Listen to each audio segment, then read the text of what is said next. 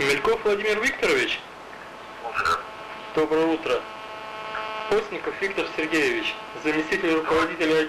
Постников Виктор Сергеевич, заместитель руководителя отдела процессуального контроля Следственного управления Следственного комитета. Алло, вы меня слышите? Владимир Викторович, к нам в отдел жалоба поступила, заявление от Давыдова Сергея Валентиновича, в котором говорится, что с вашей стороны в отношении данного гражданина применялись противоправные действия. Что вы можете пояснить по этому поводу? Ложь.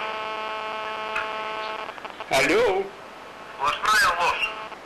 Ну, данный гражданин утверждает, цитирую, что 16 сентября в 11 утра вы пытались ему угрожать, оскорблять.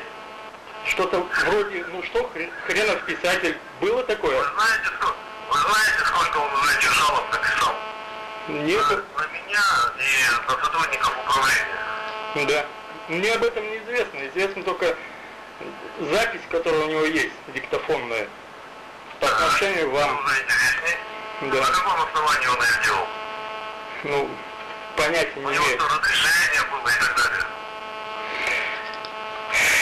Ну, Вот это вот его противоправные действия.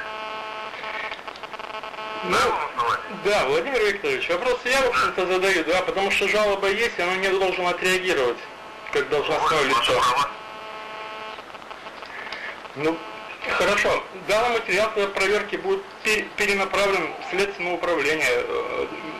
Это их компетенция в Добрянке. К вам большая...